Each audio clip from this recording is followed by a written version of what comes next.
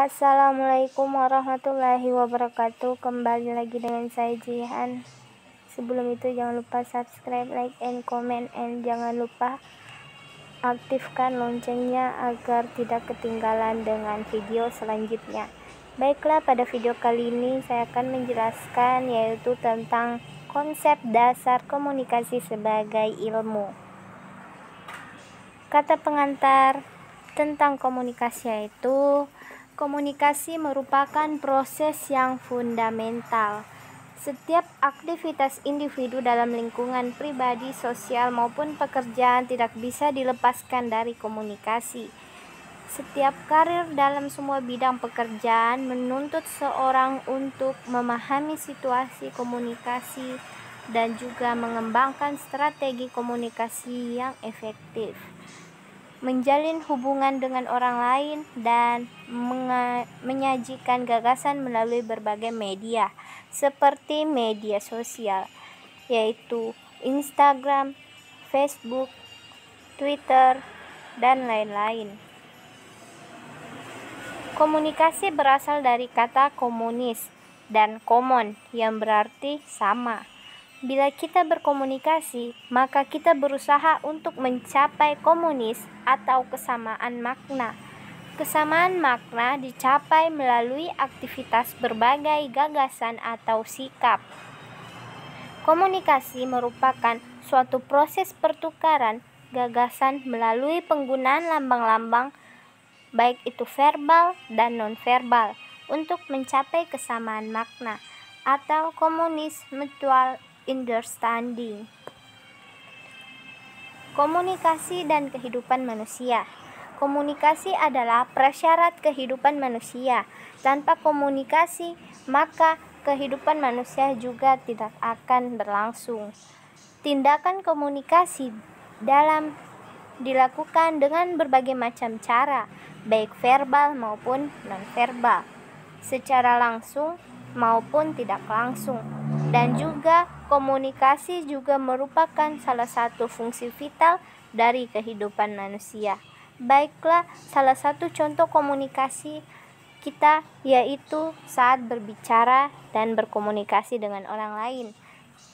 Saat diam pun kita juga disebut sebagai komunikasi, walaupun dengan respon dari fisik masing-masing. Komunikasi intern dalam kehidupan manusia. Komunikasi sebagai perilaku sosial terdiri menjadi 5, yaitu komunikasi inheren dalam kehidupan manusia. Komunikasi sangat penting bagi hidup manusia karena komunikasi ini sangat berperan penting. Dengan adanya komunikasi, kita dapat melakukan segalanya dengan komunikasi. Yang kedua, we cannot komunikasi. Kami tidak akan berkomunikasi. Yang ketiga, komunikasi adalah kebutuhan manusia. Suatu kebutuhan manusia dalam kehidupan sehari-hari. Dan pastinya kita akan temukan yang namanya komunikasi. Selanjutnya, sudah ada dan berkembang seiring perkembangan manusia. Dari zaman dulu hingga sekarang, komunikasi telah ada. Zaman dulu komunikasi melalui patung-patung, lukisan-lukisan, dan lain-lain. Dan zaman sekarang berkomunikasi bisa melalui sosial media, berkomunikasi secara langsung, dan lain-lain. Pokok komunikasi. Pokok komunikasi terdiri menjadi 4. Yang pertama, komunikasi adalah suatu proses yang mengenai pembentukan, penyampaian, penerimaan, dan pengelolaan pesan. Lalu, komunikasi juga terjadi di dalam diri seseorang, di antaranya antar 2 orang, di antaranya beberapa orang atau banyak orang. Lalu, komunikasi memiliki tujuan tertentu dan menjadi ke arah yang positif, negatif, maupun netral. Lalu pesan-pesan di dalam komunikasi merupakan produk utama komunikasi. Pesan ini berupa lambang-lambang yang menjelaskan ide atau gagasan, sikap, perasaan, praktek, maupun tindakan. Definisi komunikasi. Kata atau istilah komunikasi dalam bahasa Inggris atau communication berasal dari bahasa Latin atau disebut juga communicatus, yang berarti berbagi atau menjadi milik bersama.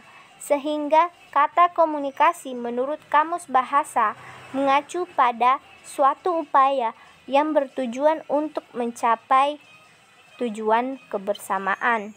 Menurut Webster New Catalog Dictionary dijelaskan bahwa komunikasi adalah suatu proses pertukaran informasi di antara individu melalui sistem lambang-lambang dan juga tanda-tanda serta tingkah laku. Menurut Sarah Telholm dan Arthur Jensen, komunikasi adalah suatu proses di mana sumber mentransmisikan pesan pada penerima melalui berbagai saluran. Sedangkan menurut Hovland, Janis, dan Kelly, komunikasi adalah suatu proses melalui di mana seseorang atau komunikator menyampaikan stimulus yang biasanya dalam bentuk kata-kata dan tujuan yang mengubah untuk membentuk perilaku orang-orang lainnya.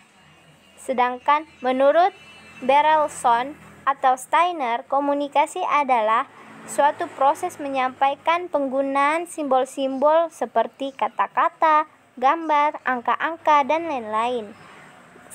Dan terakhir, menurut Harold Laswell, komunikasi yaitu didasarkan pada suatu proses yang menjelaskan siapa yang mengatakan apa, dengan saluran apa, kepada siapa, dengan sebab apa, dan hasilnya apa.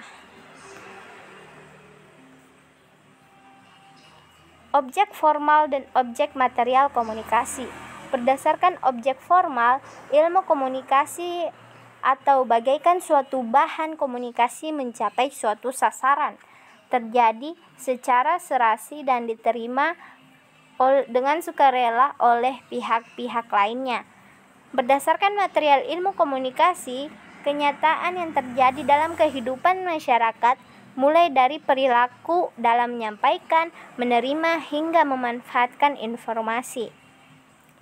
Dalam perkembangannya, ilmu komunikasi dikenal sebagai objek material yang lain, seperti media. Maka, objek kajian ilmu komunikasi pun menjadi lebih konkret ketimbang objek kajian ilmu sosial yang lebih tua. Surat elemen dan komunikasi. Kita bisa lihat pada alur ini. Terdapat sumber, pesan, media, penerima, dan efeknya. Sumber memberikan pesan ke media, lalu pesan tersebut tersebar di media, lalu penerima melihat media tersebut dan membaca pesan tersebut. Sehingga apabila pesan tersebut negatif, maka terjadi umpan balik kepada sumber. Nah, apabila pesan tersebut positif, maka terjadi pula umpan balik yang positif, sehingga terjadi efek pada lingkungan. Elemen komunikasi. Elemen komunikasi terdiri menjadi 3, yaitu source, sender, dan receiver. Pada source ini yaitu untuk menciptakan pesan atau komunikator. Sedangkan sender ini adalah pihak yang menyampaikan pesan tapi tidak selalu merupakan pencipta pesan. Bisa jadi contohnya media. Receiver itu adalah pihak yang menjadi tujuan dari penyampaian pesan, atau biasa juga disebut dengan penerima. Lalu elemen komunikasi. Elemen komunikasi terdiri menjadi 3, yaitu message, channel, and meaning. Message adalah isi dari tindakan komunikatif, stimuli yang disampaikan oleh source atau sender kepada receiver dalam bentuk verbal atau non-verbal. Channel adalah saran atau medium di mana pesan disampaikan dari source and sender pada receiver. Lalu meaning adalah aktivitas menginterpretasikan pesan, di mana seorang yang pengirim pesan akan memberikan pesannya, mengetik pesannya yang akan dikirim ke penerima.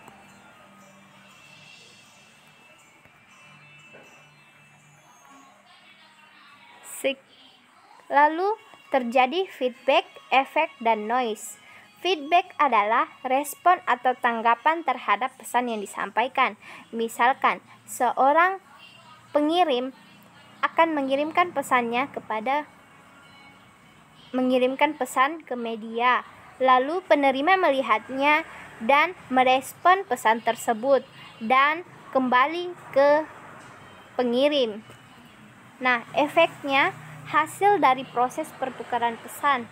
Dari hasil proses tersebut, maka akan terjadi efek yang negatif, baik yang negatif maupun yang positif. Nah, untuk noise itu adalah setiap stimulus yang menghalangi kemampuan untuk mengirim atau menerima pesan. Noise itu maksudnya suatu halangan yang terjadi saat terjadinya komunikasi. Hambatan, halangan atau hambatan.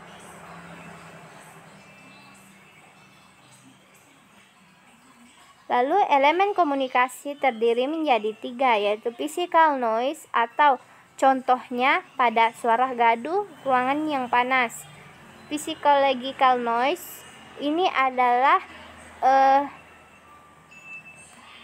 hambatan yaitu ketidakmampuan untuk memusatkan perhatian ketika menyampaikan atau menerima pesan. Lalu semantic noise itu suatu halangan yang dimana perbedaan makna terhadap lambang-lambang tertentu ketika makna tersebut tidak dapat dipahami bersama. Jadi pesan tersebut tidak dapat dipahami satu sama lain, baik itu komunikasi maupun yang komunikator. Perspektif komunikasi. Nah, pada perspektif komunikasi di mana komunikasi sebagai multidimensional. Lalu komunikasi sebagai suatu proses di mana proses antara satu komunikator atau lebih dengan si penerima. Lalu komunikasi sebagai simbolik di mana suatu komunikasi terjadi dengan adanya simbolik seperti suatu gambar yang menjelaskan maksud tertentu dengan tujuan komunikasi. Lalu komunikasi sebagai sistem. Nah, komunikasi sebagai sistem ini sebagai sarana untuk melakukan suatu aktivitas. Lalu komunikasi sebagai transaksional, komunikasi sebagai aktivitas sosial, dan komunikasi sebagai tindak satu arah. Karakteristik komunikasi yaitu di mana orang berkomunikasi dalam sejumlah alasan. Apapun alasannya, komunikasi memungkinkan kita untuk menyampaikan aspek-aspek yang intelektual, baik itu emosi maupun sosial dari diri kita. Lalu, apa yang kita ucapkan dan lakukan tidak selalu memberi makna oleh orang lain seperti yang kita kehendaki. Ketika seorang menyampaikan pesan, maka orang lain akan memberikan tanggapan yang saling bertentangan. Sebagian orang memberi perhatian dan sebagian orang juga memberi dan tidak memberi responsif. Dan juga orang berkomunikasi dengan lebih dari sekedar berkomunikasi dengan orang lain. Lalu komunikasi adalah apa yang kita lakukan ketika menyampaikan pesan secara verbal dan nonverbal kepada orang lain. Lalu tidak menjadi persoalan apakah kita melakukannya menghasilkan atau tidak. Komunikasi itu yaitu adalah proses bertemunya orang yang memiliki perbedaan untuk menciptakan komunis. Lalu, lambang-lambang pada bahasa secara lisan maupun tertulis merupakan alat utama dalam proses pengiriman dan penerimaan pesan. Bagaimana kita menyampaikan dan menginterpretasikan pesan tergantung pada budaya kita, pada budaya masing-masing. Komunikasi yang melibatkan pertimbangan etis, baik itu benar maupun baik dan buruk.